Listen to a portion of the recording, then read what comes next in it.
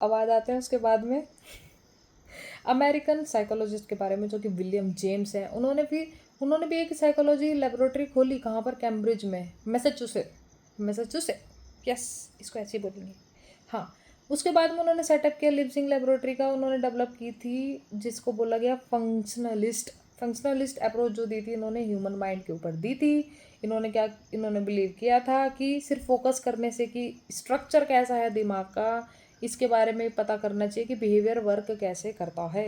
ठीक है, इन्होंने कुछ एग्जाम्पल भी दिए हैं अपने साथ में। ठीक है, फिर उसके बाद में आगे बताती हूँ। हम education thinker of the time John Dewey आ गए।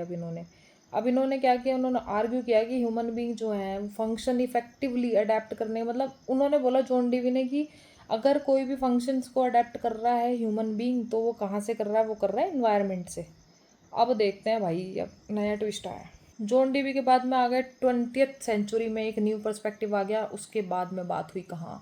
गेस्ट्रोल्ट साइकोलॉजी की। ठीक है, गेस्ट्रोल्ट साइकोलॉजी की जर्मनी के रिएक्शन के साथ में उन्होंने स्ट्रक्चरलिज्म का दे दिया विलियम वुंट ने। अब आगे देखते हैं क्या हुआ। तो उन्होंने क्या बोला कि एक्सपीरियंस जो हम करते हैं वो ज़्यादा ज़रूरी है, जबकि हम जो इनपुट कर रहे हैं, मतलब आ रहा है, रिसीव कर रहे हैं हम इन्वायरमेंट से। ठीक है, तो इन स्ट्रक्चरलिज्म का मीनिंग समझ आया होगा, आई होप। अब एक और रिएक्शन आया स्ट्रक्चरलिज्म के बाद, मतलब वो आया बिहेवियरिज्म 1910 में। जो कौन लेके आए? जॉन वाटसन लेके आए। मतलब उन्होंने रिजेक्ट कर दिया ideas of mind, consciousness, subject matter of psychology. उन्होंने क्या किया, वो इन्फ्लुएंस थे किससे? साइकोलॉजिस्ट से, लाइक इवान पैवलोव से, जिन्होंने क्लासिकल कंडीशनिंग दी थी। वाटसन जो हैं उन्होंने माइंड इज़ नॉट ऑब्जर्वेबल और इंट्रोस्पेक्शन इज सब्जेक्ट, उन्होंने ये बोला, क्योंकि उन्होंने कहा कि वेरीफाई नहीं हो रहा दूसरे ऑब्जर्वर से। उन्होंने डिफाइन की साइकोलॉजी एक सब्जेक्ट ऑफ बिहेवियर की जो रिस्पॉन्स पे वर्क करती है, या फिर उसको स्टिमुलाई भी बोल सकते हैं, जो कि मेजर की जा सकती है। ठीक है, और स्टडीज ऑब्जेक्टिवली।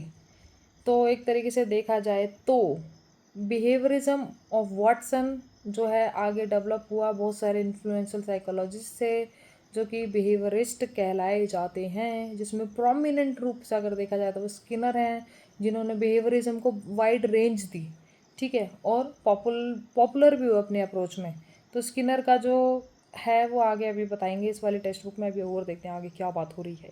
इसके साथ ही साथ में एक बात और आ गई भाई, ये है सिगमंड फ्राइड जी। ये कह रहे हैं कि इन्होंने पूरे वर्ल्ड को हिला के रख दिया भाई। देखते हैं भाई कैसे, कि रेडिकल व्यू आ गया उनका कहाँ पे कैसे। Nature was Sigmund Freud. आगे देखते हैं क्या बता रहे हैं।